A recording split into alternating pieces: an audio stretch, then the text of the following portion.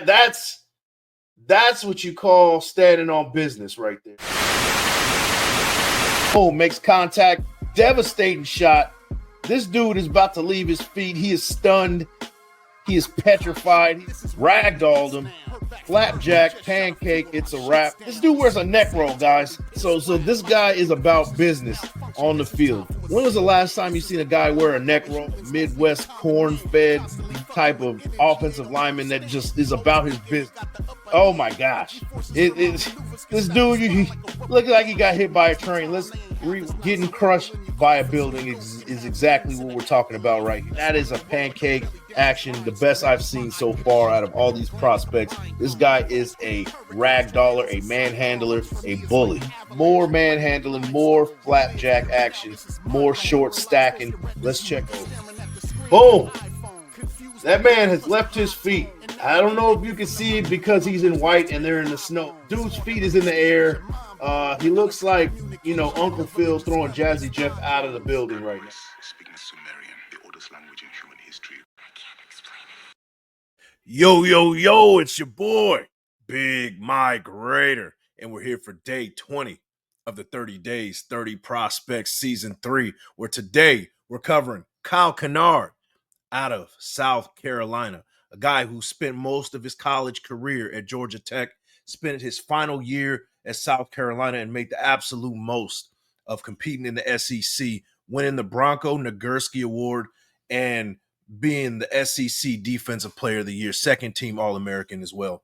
We're going to talk about him. We're going to do a film breakdown of Kyle Kennard, a bendy type of defensive end, a Swiss Army knife when it comes to using those tools to get past the quarterback. He does it all when it comes to, from the club and rip to using that one arm, that long 34-inch arm length that he does have, using that and just kind of using one arm and then kind of swimming under. This dude does some amazing things as far as getting after the quarterback, a full tool set of pass rushing moves that he does have, but we're going to get into it. We're going to talk about the strengths and weaknesses, and we're going to talk about where we can pick him up.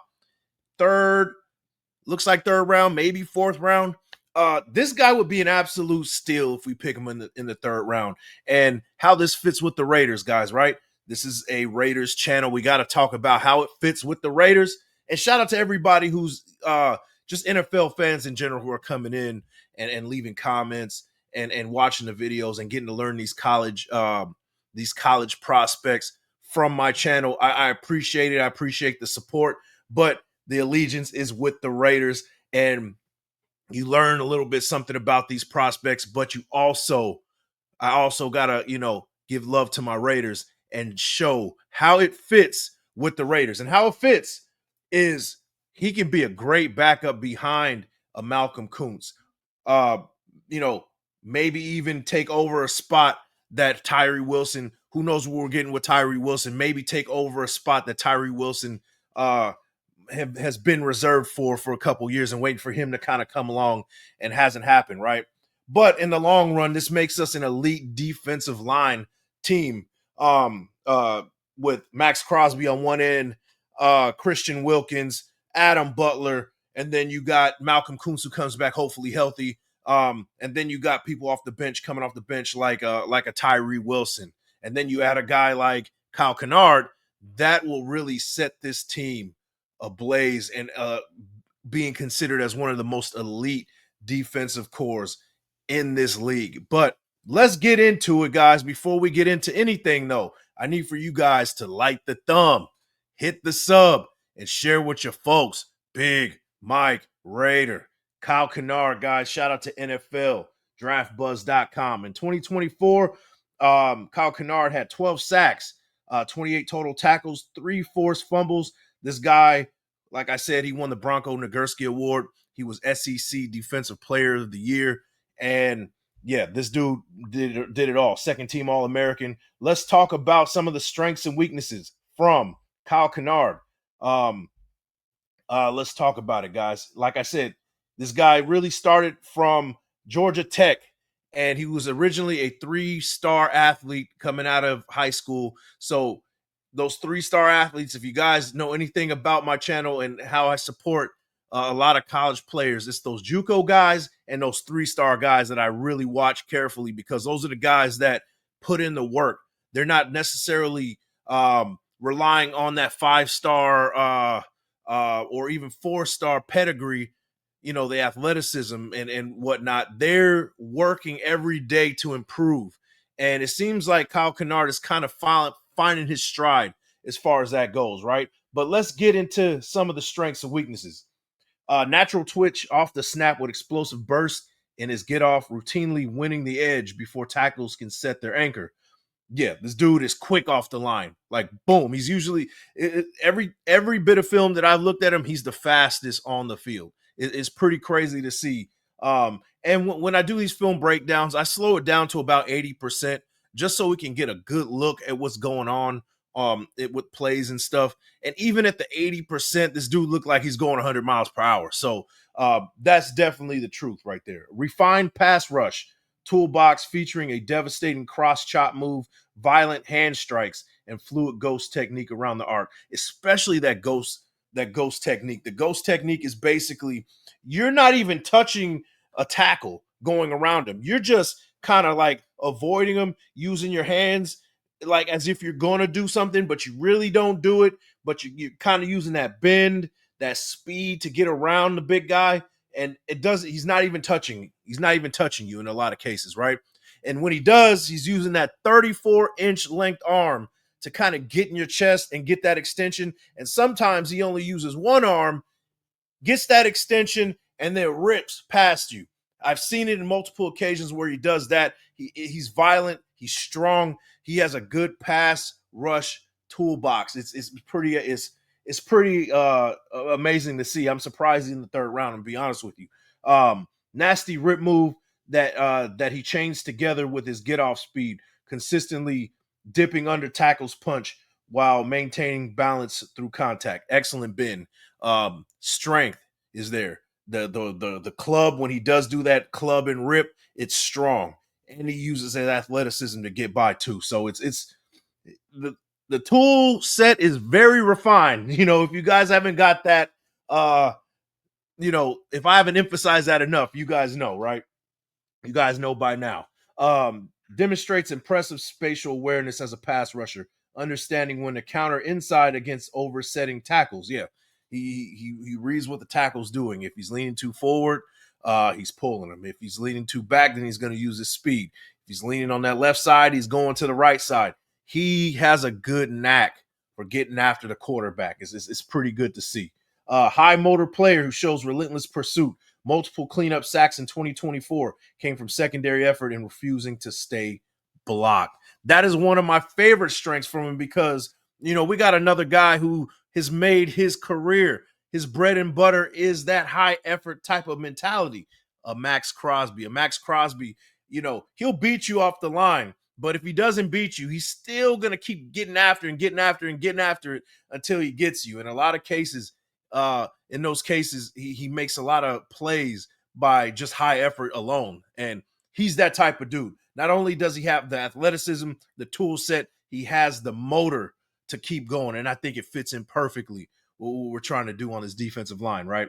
Advanced football IQ shows up his ability to diagnose screenplays and combat misdirection. Rarely takes himself out of plays. Yeah, you'll even see, and I'm going to show a lot of the stuff that's going to show a lot of his fundamentals, a lot of his discipline, setting the edge, keeping contained in running situations. He's definitely a disciplined player who isn't trying to do too much, trying to go outside of himself to make a play. He's staying home when he needs to stay home, and when it's time for him to get uncaged, he's making those plays. It's good to see. Excellent timing on his hand swipes and chops, consistently forcing fumbles by targeting the quarterback's throwing motion. You'll see what I'm talking about. And it shows natural instincts as a pass rusher with the ability to set up tackles with initial rush moves before countering effectively. So that's Kyle Kennard's strengths. Let's talk about some of his weaknesses. There are weaknesses. Not a perfect prospect, as you guys know. I like saying that, but, everybody likes to focus in on one or the other. But we got to talk about both in this situation. So with that, here's the weaknesses, right? Lighter frame at 248 pounds causes issues when setting the edge. gets displaced by double teams and stronger offensive tackles in the run game. So, yeah, you want him to kind of beef up a little bit, a good strength and conditioning program, which the Raiders do have, and a lot of people, let me side note this because I get this a lot when I say this.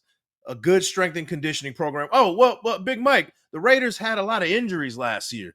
That has nothing that is saying that the Raiders have a bad strength and conditioning program. It's just, that's just the name of the game. Injuries are part of the game. Some teams get hit with the injury bug more than others in certain years. That doesn't take away the high class strength and conditioning program, the state of the art program, the staff that the Raiders do have as far as strength and conditioning. They have an excellent strength and conditioning program, and I think Kennard can definitely benefit from being in a program that the Raiders do run. It's been proven for the last couple of years when they do these team surveys that the Raiders are amongst the top on the list of strength and conditioning in their facilities and everything that they do as far as that goes. It's always an A grade. So, we got to stop that whole, where they had a lot of injuries and this and that. Everybody has injuries. Some get hit more than others on certain years. And last year, it was the Raiders' turn to get hit with the injury bug, unfortunately, right? So, there's that. He's 248 pounds. He can gain a little bit more weight, and that's fine. Strength and conditioning can get him there, right? I think. So, needs to develop more diverse pass rush plan, relies heavily on speed to power moves, and can become predictable in longer drives. Yeah, well, the film that I've seen, I'm gonna say otherwise. I think that he has a refined tool set. You do want to see him kind of get a little bit stronger so he can take head up on a tackle, maybe use some bull rush techniques.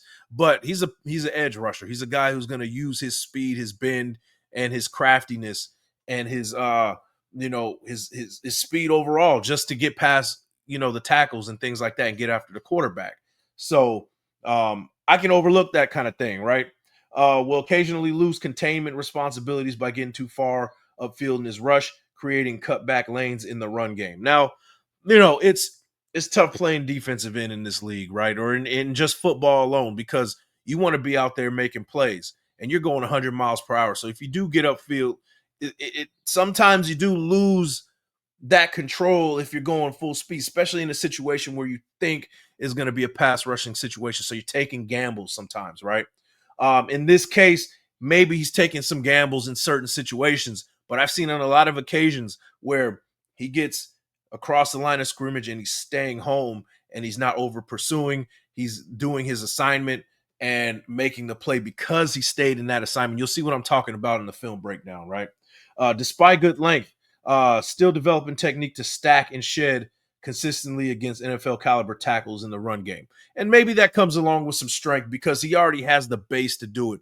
I already told you, 34-inch long arms, really long arms, good base. If he can get a little bit more strength and size, he'll be able to take on those elite type of tackles in this game.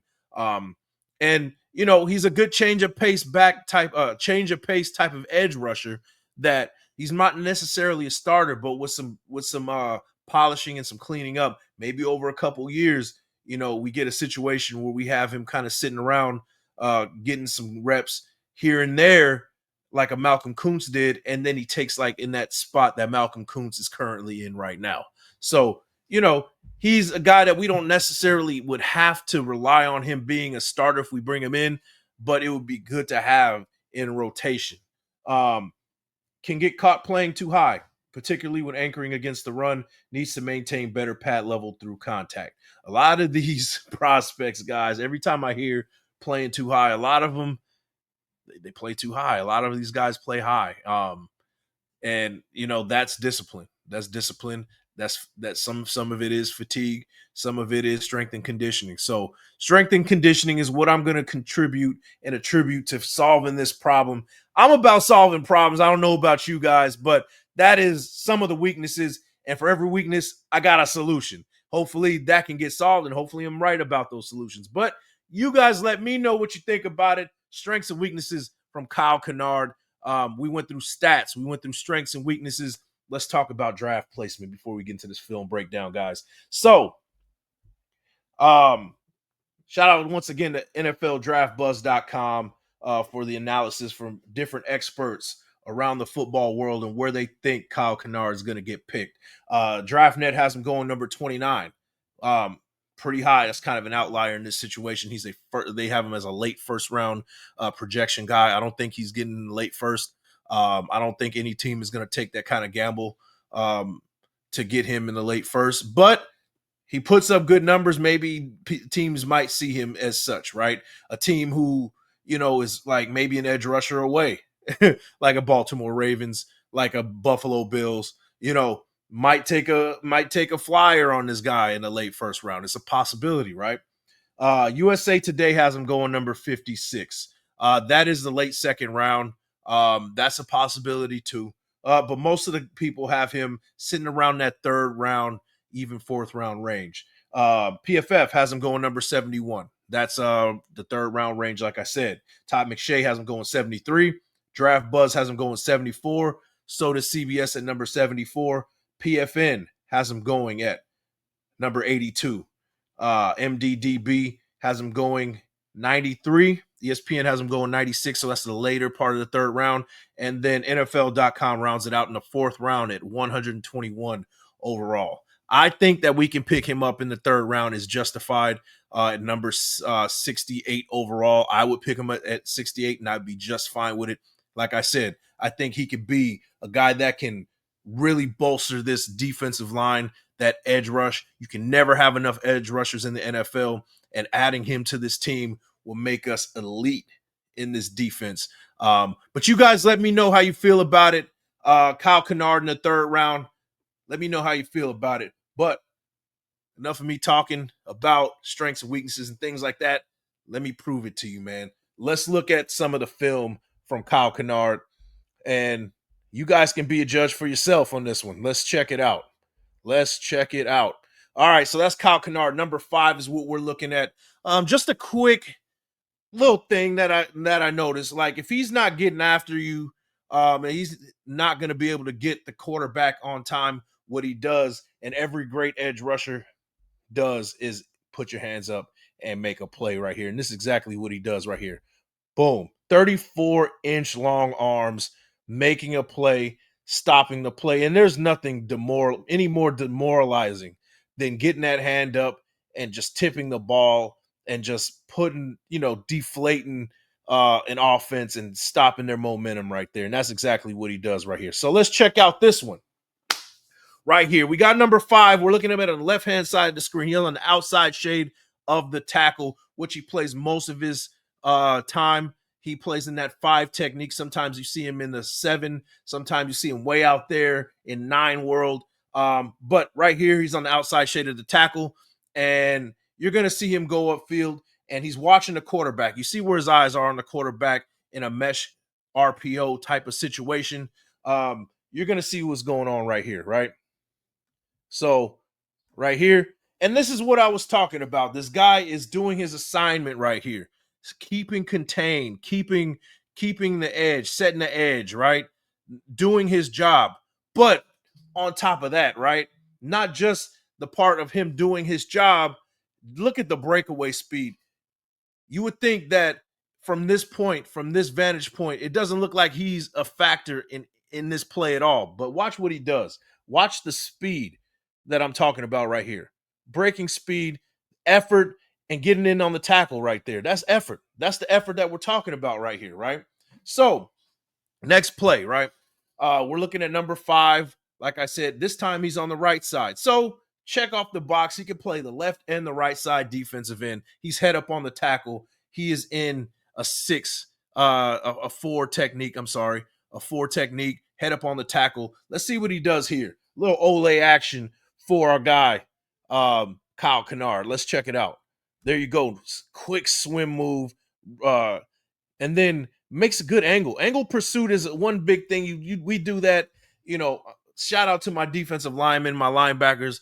Angle pursuit drills is the bread and butter of off season, man. You do that nonstop. At least when I play, I don't know what they do these days, but when I played angle pursuit, it was the name of the game. And it seems like he was coached well because he takes the right angle in this situation and makes a play right here. Stays home, not trying to do too much, doesn't want to get beat on break and contain, especially if Jalen Milroe keeps that ball, and he's staying home. And when it's time for him to make a play, he uses his athletic speed, his elite speed, breaking to the ball and closing in on a running back. So there you go. Discipline, a guy that has a good tool set, getting after the run game, getting past the defensive line. You see it all right here. Let's look at the next one.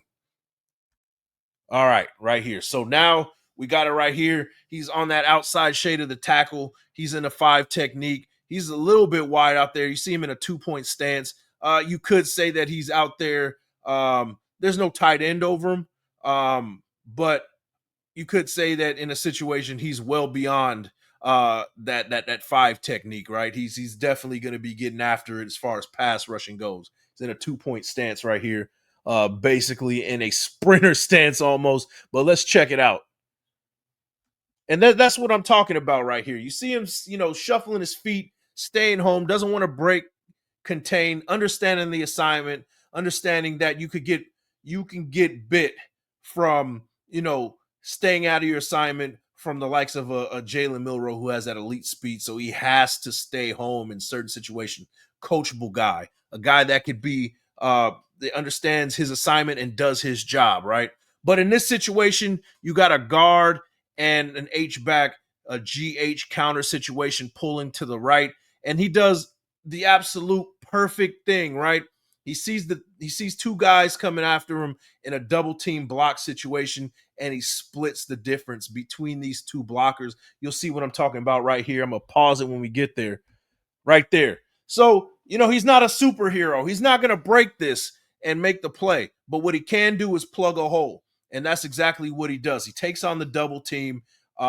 He anchors down, and now the running back, he can't go where he wants to go. There's no lane, there's no hole right there because he split the difference between those 2 blockers right there, the tight end and the guard who pulled over to the right. So he does the right thing.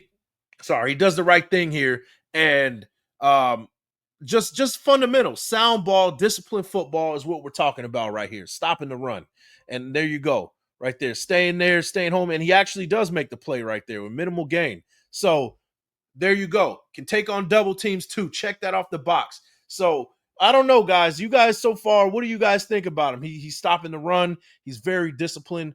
He does a lot of good things, small things that if you're not watching it carefully with a keen eye, you won't be able to see it, right? So let's check out the next one. So there you go on outside shade of the tackle right here. Let's see what he does right here, man. Right there. And that's what I'm talking about right there. You see that extension. So let me see if I can rewind it just a little bit right here. You see that extension? You got the extension right here, number 5, who we're looking at on the right-hand side of the screen. He has that extension. He's keeping square because he wants to keep contained. He's setting the edge very well using that. But not only that, he uses that long 34-inch arms. I keep saying this. Getting to his chest, and then with one arm, that same arm, using a swim move, using that rip. I'm sorry, not the swim move, but using a rip to get past him and using his speed. It's amazing. That's a one-handed action that I haven't seen from many of these prospects. I'm not gonna lie to you. There you go, getting past and using that bend and using that quick step to get past that tackle. The tackle has no moves for him, no answer for him. He gets past him and makes the play off the backside right there, getting around the tackle. That's one of the toughest plays to make, getting around a blocker and still making the play almost like on a backside situation, right? You're taking the longest route to get to there and making the play. And that's just attributed to his athleticism, right? Let's check it out. Let's check out the rest of them. Outside shade of the tackle on the right-hand side of the screen. Let's see what he does right here. Oh, that's nasty. He fakes to that one gap and then goes into that B gap. And you got that tackle in a bad position, right? You want him to be a little bit lower, but he's got 2 offensive linemen in bad positions because of that just quick move, faking from one gap to the other. and he doesn't make the sack right here, but he puts the quarterback in a compromising position, and he has to make a bad throw. So there you go. And this South Carolina team was filled with future NFL guys. We got Amenwari, who's there. We got Tonka Hemingway, who's going to be a late round guy. We got a bunch of guys, a couple of linebackers that are going to be drafted. Like, this team was filled with elite type of prospects on this South Carolina team. And to me, to be honest with you, I think Kennard leads the way with out of all these guys, to be honest with you. So let's check out the next play. Outside shade right here. There you go. And just using his speed, reading the play, high IQ, just like, all right, I know I can get there. I don't have to, worry about, and that's knowing who you're playing too. The quarterback for LSU isn't necessarily going to beat you with his legs. So, you don't have to worry about too much kind of sitting there and not necessarily worrying about breaking contain or that quarterback, pulling the ball back and running towards your way and you getting over pursued or biting on a fake handoff. He doesn't have to worry about that because his quarterback is not going to be taking off. So he gets there when he gets there and he makes the play right there. Excellent IQ and knowing who he's dealing with here, right? Let's check out the next one right here. Inside shade. He's a head up on the tight end. And if you can't beat a tight end, that's already a red flag. Luckily, he does beat him on this one. He takes an instep right here on the outside shade of this tackle, and right there causes a pile up, man. That's excellent right there. Let's see the next one. Outside shade of the tackle on our right-hand side of the screen right here versus Vanderbilt. Let's check out this one right here. Whew. Quick step to the inside. Got this tackle frozen. Absolutely frozen. He has to let it go. Shout out to Elsa. Man, he got right past him. Got him frozen. He doesn't know what to do with it. He doesn't make the play, but he forces the quarterback to go take off, right? And this is the last play right here versus Old Dominion, first game of the 24 season right here. He's on the right-hand side of the screen, at the top of the screen right there, and he absolutely abuses this tackle right here. Let's just check it out right here. I'm going to let it ride. There you go, getting after the quarterback. But, guys, that is Kyle Kennard in a nutshell. Little bit longer video than I expected it to be, but I just want you guys to know how special this guy is as far as getting after the quarterback.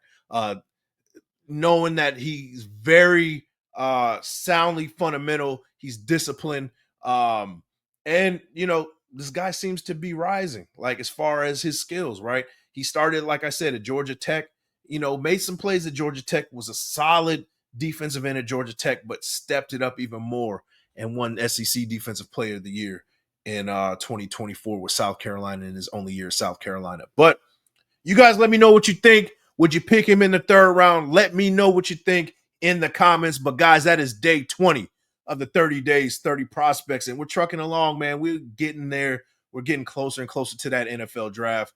And, shoot, hopefully I see you guys on the next one. But before we go, make sure you guys like the thumb, hit the sub, and share with your folks. Peace.